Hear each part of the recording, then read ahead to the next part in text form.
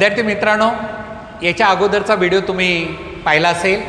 त्या व्हिडिओमध्ये moment of इनर्शियाचा concept मी शिकवला होता. आता त्याच व्हिडिओला पुढे कंटिन्यू करूया आपण. आणि इथं आपण लर्न करणार आहोत physical significance of moment of inertia.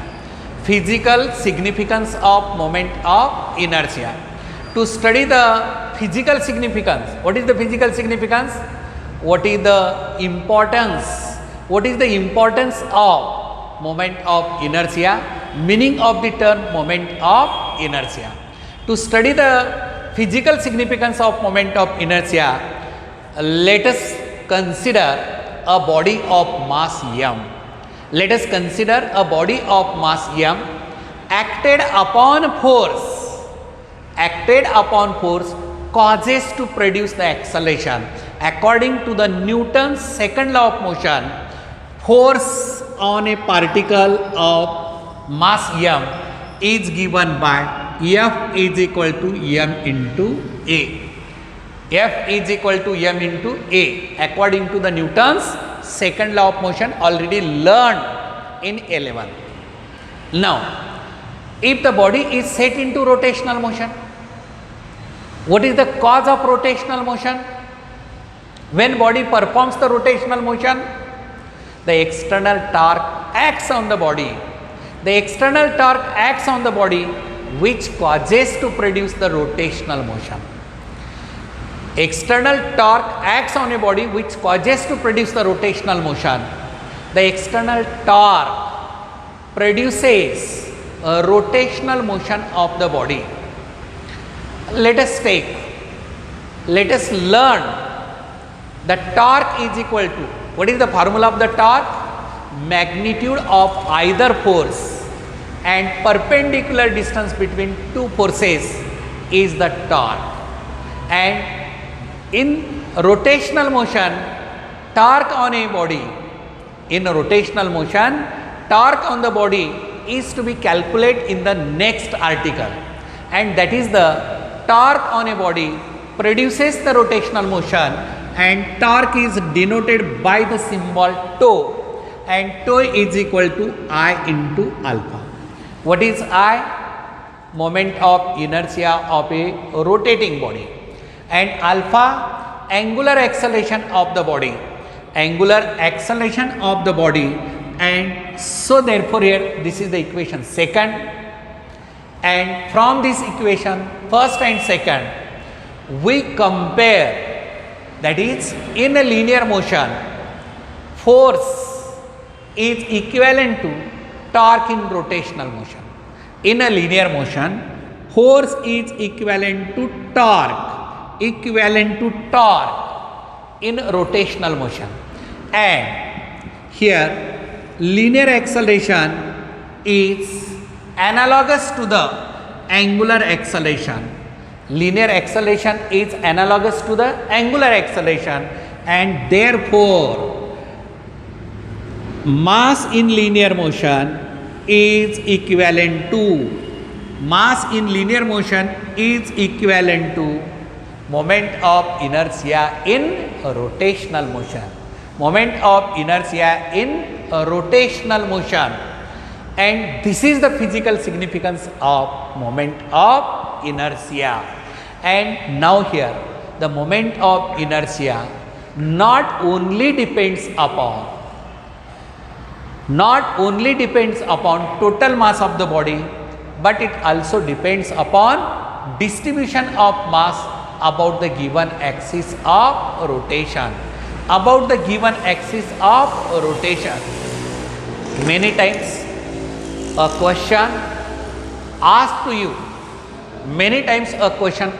you in board for 2 marks. What is moment of inertia? Give its physical significance. Then how to write the answer of this question? Definition of the moment of inertia. Yes, already you have learned what is the definition of moment of inertia.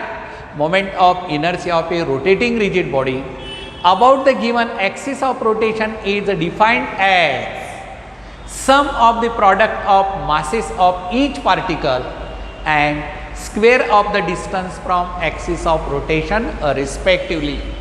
And what is the physical significance? Here, force in linear motion on a body produce an acceleration is given by F is equal to m into a, equation first.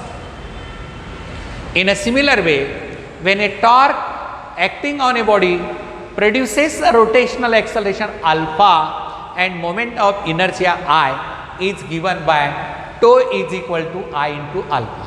Here tau is the Greek letter and equation second, and from this equation first and second we compare, and force in linear motion is equivalent to torque in rotational motion.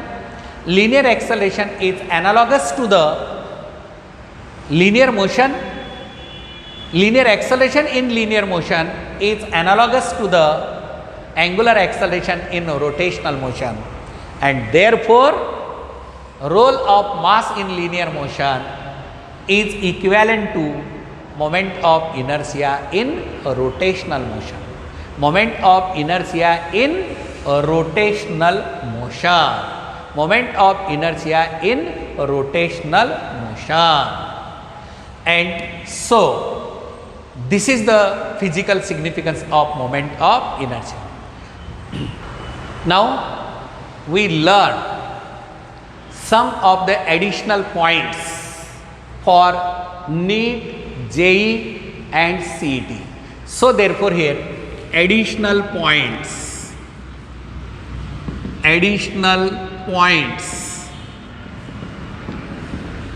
for NEET, JEE and CET. So here, so what is the first point? Tell me. Moment of inertia not only depends upon total mass of the body but also depends upon distribution of mass. Moment of inertia MI not only depends upon total mass of the body, not only depends upon total mass of the body but also depends upon distribution of mass. Distribution of mass. Distribution of mass. See here, this is a body of mass m. This is a body of mass m and moment of inertia I1 about an axis passing through its center. Now same body we take like a ring, mass is same but structure of the body is to be changed. Its moment of inertia is I2. Definitely mass same but radius of this is smaller, radius of this is large, so that I2 greater than I1. So mass is same but distribution of mass is different, so that it depends upon distribution. Now we take this mass of a sphere and the sphere rotate about the given axis, and here this is another sphere of same radius, but different materials. For example, this is wood and this is iron. Definitely mass m1 and here mass m2 greater than m1. If r1 and r2 is the same, radius is the same, r1 is equal to r2, then moment of inertia I2 greater than I1. So moment of inertia of this body is I1 and moment of inertia of this body is I2. काय माहिती आहे इथं? कारण ह्याचं मास जास्त आहे, radius जरी सारखा असेल तर मासवरती डिपेंडन्सी आहे. आणि हे डिस्ट्रीब्युशन ऑफ मासवरती हा पॉईंट इथं क्लिअर झाला पाहिजे. म्हणजे moment of inertia not only depends upon total mass of the body but also depends upon distribution of mass. Now next point, second point we consider here. Let me know what is the second point.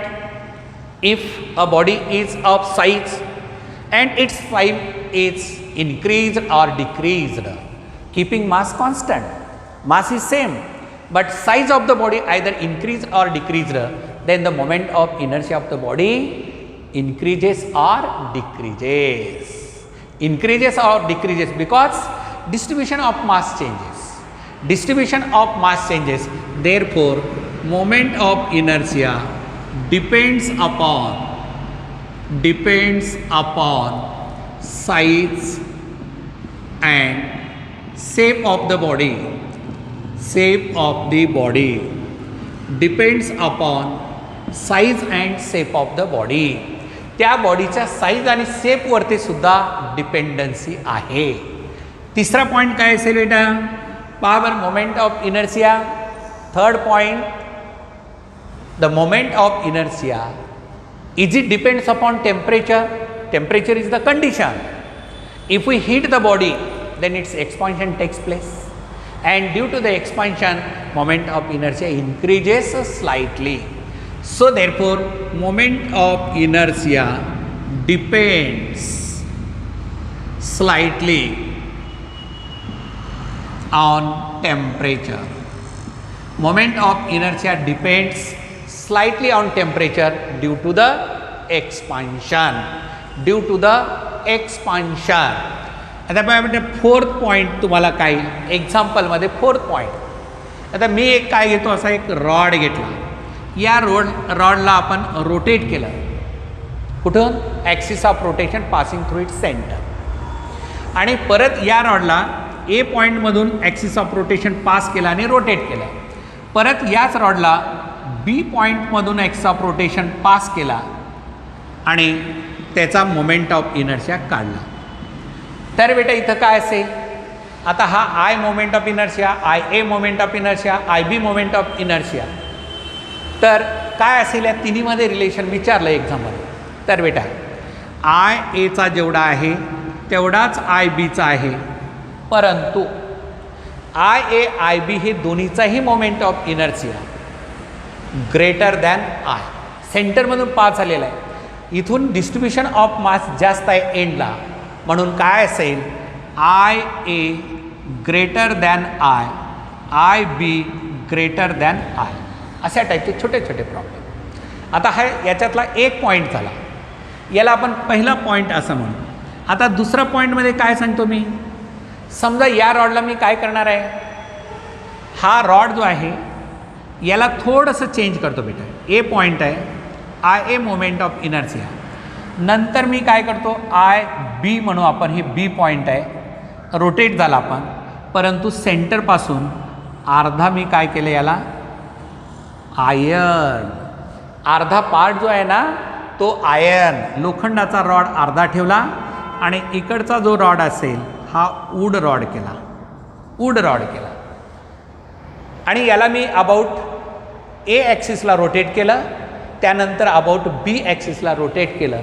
तर moment of inertia कोणता जास्त असेल, कमी असेल का तेवढाच असेल, असा क्वेश्चन पाठीमागच्या एक्झाममध्ये विचारलेला. सांगावर तुम्हाला काय वाटत असेल या पॉईंटमध्ये?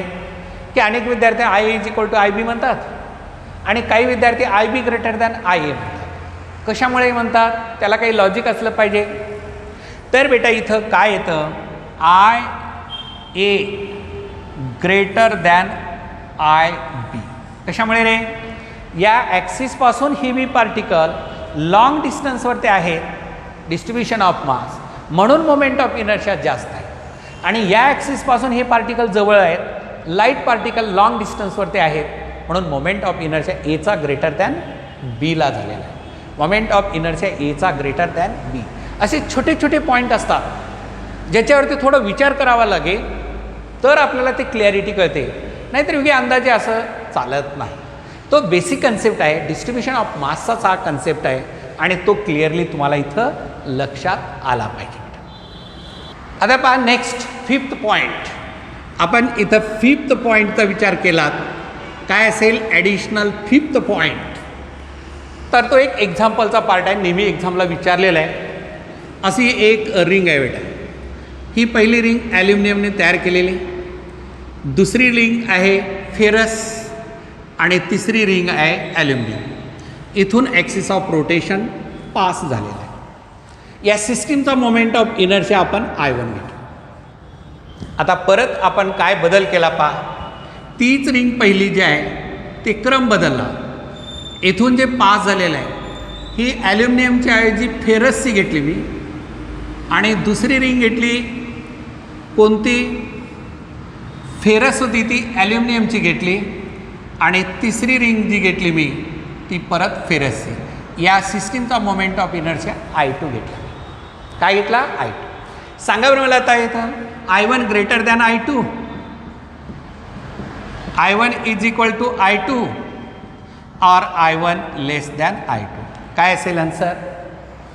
लॉजिक असलं पाहिजे. इथं थोडं ऑब्झर्वेशन केल्यानंतर लक्षात आलं पाहिजे की ॲल्युमिनियम वजनानं हलका आहे आणि हे स्टील जे असेल वजनानं जड आहे. तर आउटर मोस्ट काय इथं हेवी बॉडी रिंग डिस्क जे आहे हेवी आहे. याचा मोमेंट ऑफ इनर्शिया जो आहे तो ग्रेटर आहे, म्हणजेच I2 greater than I1. I2 greater than I1. Moment of inertia of the second system greater than first, because कारण काय असलं पाहिजे heavy distribution of mass is away from the x of rotation causes the moment of inertia maximum. आता त्यानंतर बेटा 6 point तुम्हाला explain 6th point explain करतो. आता पहा एक सॉलिड स्पियर आहे असा ज्याचं मास M आहे, रेडियस R1. मास M1 आणि रेडियस R1. आणि दुसरा स्पियर मी घेतलेला आहे. हा काय घेतलेला आहे हॅलो स्पियर. हा सॉलिड स्पियर आणि हा hollow sphere. S solid H hollow. याचं मास तेवढंच आहे. याला M2 म्हणू, याला R2 म्हणू आणि इथं condition M1 is equal to M2, R1 is equal to R2. Then moment of inertia काय असेल सांगा. R1 आणि R2 तेवढाच असेल का काय असेल. बरेचसे विद्यार्थ्याला वाटतं I1 is equal to I2. हा सॉलिड आहे, फिगरमध्ये डिस्टिंग्विश करता आलं तर, आणि हा हॅलो असेल तर बेटा इथं काय येतं IH ग्रेटर दॅन IS. बरेचसे विद्यार्थी पडले ना अडथळ्यात. सॉलिड असेल त्याचा मोमेंट ऑफ इनर्शिया जास्त आहे आणि हॅलो असेल तर कमी आहे. सॉलिड म्हणजे भरीव आणि हॅलो म्हणजे पोकळे असलेला. यामध्ये याचे पार्टिकल वाईडली सेपरेटेड आहेत. पार्टिकल वाईडली सेपरेटेड आहेत म्हणून याचा मोमेंट ऑफ इनर्शिया जास्त आहे आणि याचा मोमेंट ऑफ इनर्शिया कमी आहे. हे एक्झाम्पल असं. असे काही एक्झाम्पल तुम्हाला विचारते. आता पुढचं एकदा तो मी तुम्हाला 7th एक्झाम्पलमध्ये. आता एक बॉडी अशी आहे मास M आहे, रेडियस R आहे आणि दुसरी बॉडी घेतलं मास M आणि रेडियस R घेतलं. हा सॉलिड आहे, सॉलिड आयर्न स्पियर आणि हा सुद्धा सॉलिड वूड स्पियर. दोन्हीही सॉलिडच आहेत हे लक्षात घ्या. याचा I1 आणि याचा I2. सांगा बेटा मोमेंट ऑफ इनर्शिया कोणत्याच आहे. आयर्न म्हणलं दोन्हीचं मास सारखं आहे बरं का. यामध्ये जे असेल आयर्न आणि हा जो असेल कोणता वूड, तर जेवढं मास दोन्हीचं सारखं असण्यासाठी म्हणजे आयर्नचा एवढा स्पियर असेल तर वूडचा एवढा मोठा लागतो. डेन्सिटी जास्त आहे ना आयर्नची. मग अशा वेळेस मोमेंट ऑफ इनर्शिया बरेचसे विद्यार्थी आयर्नचा जास्त म्हणतात, आयर्नचा जास्त नाही. तर moment of inertia I2 greater than. Size याची एवढी छोटी असेल आणि वूडची साईज मोठी असते म्हणून moment of inertia I2 greater than I1. म्हणजे असे छोटे छोटे छोटे विचार करायला लावणारे प्रॉब्लेम्स आपल्याला असतात. आपण थोडं त्याला विचार करत नाही. थिंकिंग पॉवर थोडी वाढवली, थोडी वैचारिक पातळी आपली वाढली तर तर अशा टाईपचे प्रॉब्लेम इझिली आपल्याला सॉल्व करता येऊ शकतात. आणि म्हणून तुम्हाला हे निश्चित कळलं असेल की हे छोटे छोटे चुटुकले आपण ज्याला म्हणू, हे जर आपण क्लिअर करत गेलं तर मग आपल्या कॉन्फिडन्स वाढत जातो आणि परीक्षेच्या अगोदर हे सगळे आपले आयडिया क्लिअर झाले. हे एक्झाम्पल आपल्या माइंडमध्ये नुसतं मोमेंट ऑफ इनर्शियाची डेफिनेशन झाली, युनिट झालं, डायमेन्शन झालं. हे बोर्डासाठी ॲडिशनल पॉईंट्स जे लागतात आपल्याला नीट JEE-CETला, हे पॉईंट्स आपल्याला क्लिअर झाले पाहिजे. म्हणजेच आपला पर्यायाने कन्सेप्ट क्लिअर होतो, आयडिया क्लिअर होतात आणि कॉन्फिडन्स वाढतो की कशा टाईपचा प्रॉब्लेम असेल तर आपण इझिली सॉल्व करू शकतो. तर मित्रांनो, तुम्हाला आता हा मोमेंट ऑफ इनर्शियाचा पार्ट होता तो पहिल्या व्हिडिओमधला आणि हा दुसरा व्हिडिओमधला हा कन्सेप्ट तुम्हाला बोर्ड JEE नीट आणि CETसाठी क्लिअर केलेला आहे. तर आता नेक्स्ट व्हिडिओमध्ये आपण पाहूया. तर पुढचं आर्टिकल जे असेल तर ते आपण नेक्स्ट व्हिडिओमध्ये आपण लर्न करूया.